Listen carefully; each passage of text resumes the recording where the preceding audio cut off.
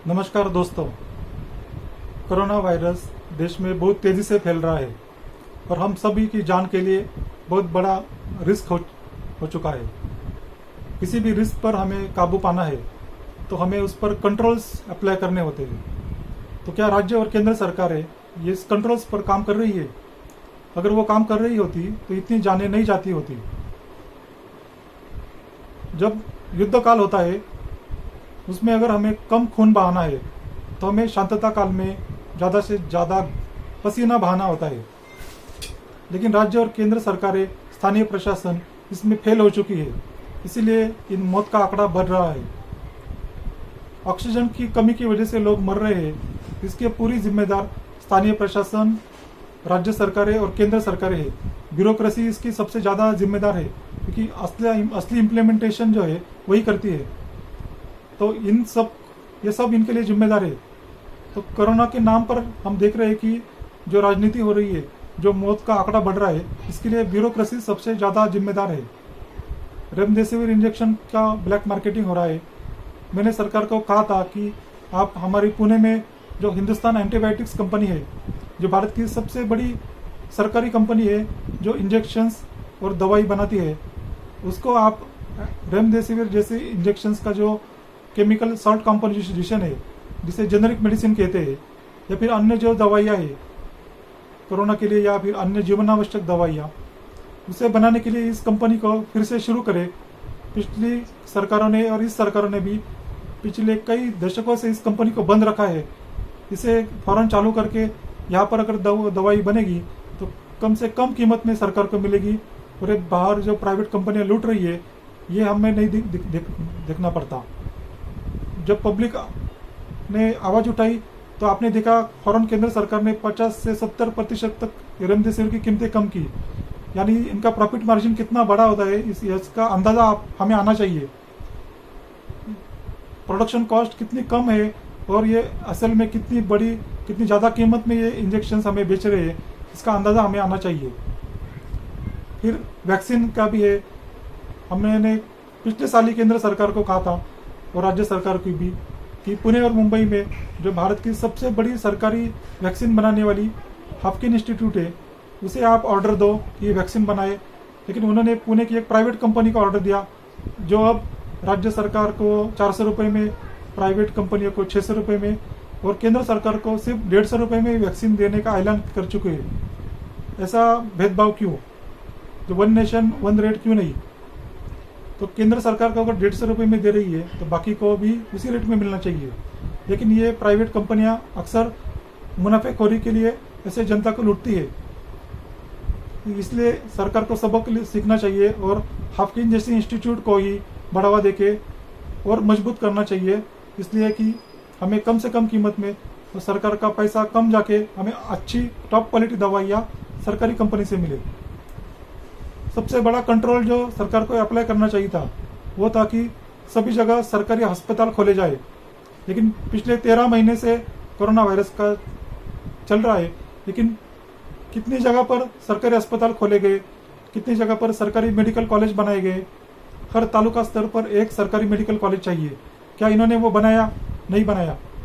सरकारी nursing institute कितनी जगह पर है? क्या इन्होंने इनकी संख्या बढ़ाई? नहीं बढ़ाई।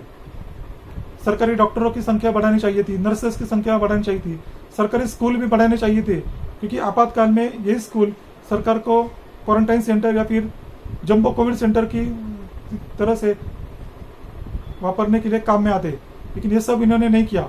ये सबसे बड़ा कंट्रोल है। इसलिए जितनी मजबूत सरकारी आरोग्य व्यवस्था होगी, जो हेल्थ इंफ्रास्ट्रक्चर होगा केरल की तरह, उतनी कम मौतें होगी। दूसरी सबसे महत्वपूर्ण बात, सरकार को अगर कम से कम मौतें होनी है तो आप ये रोज रोज के आंकड़े पब्लिश करना बंद करो।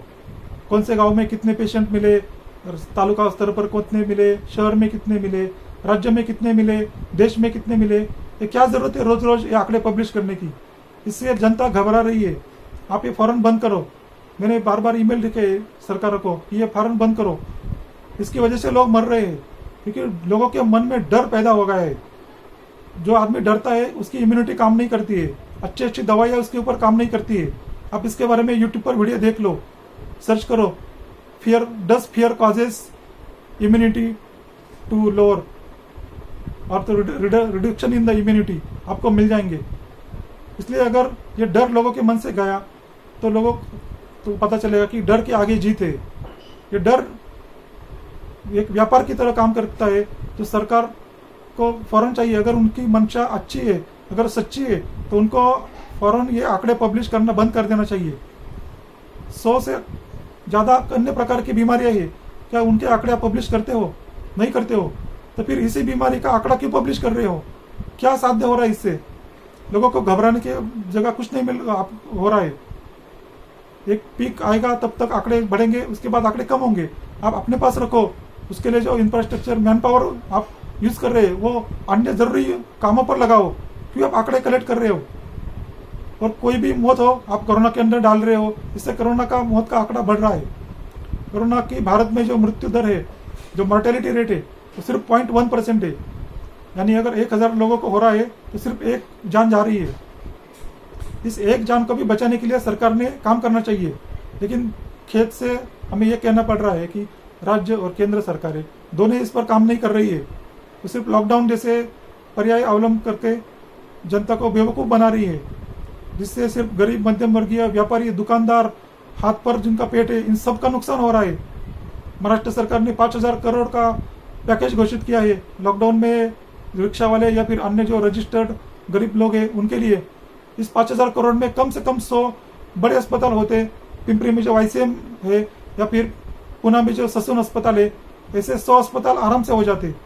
लेकिन इसको छोड़ के सरकार लॉकडाउन के पीछे पड़ी है। इसलिए लॉकडाउन से अच्छा है आप हेल्थ इंफ्रास्ट्रक्चर बढ़ाओ, इससे फायदा होगा। और एक चीज़ करनी होगी कि जो असिम्टोमेटिक पेशेंट है, जो नॉन कोमॉर्बिड है, उनकी आप टेस्टिंग करना फौरन बंद करो।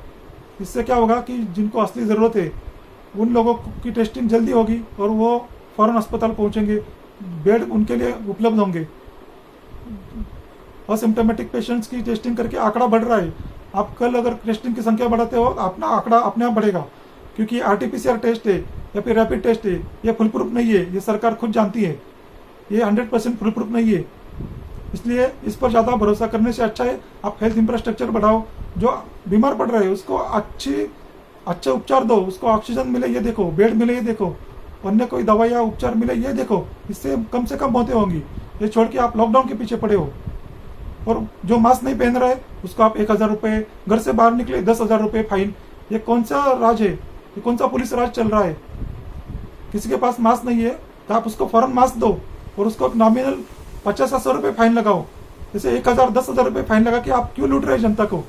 पिछले 13 महीनों से पहले ही जनता की इनकम कम हो चुकी है। स्कूल बंद है फिर भी फीस देनी पड़ रही है, कॉलेज बंद है, स्कूल बंद है फिर भी फीस देनी पड़ रही है, बाकी अन्य कुछ बंद है फिर भी फीस देनी पड़ रही है। इसके बारे में कानून क्यों नहीं लाती सरकार? वो सब छोड़ के लॉकडाउन के पीछे पड़े।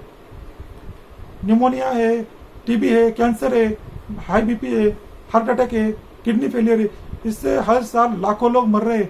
लेकिन ये इन सबको छोड़ के आप सिर्फ कोरोना के ऊपर, कोरोना के नीचे सब मौतों को दिखा रहे हैं।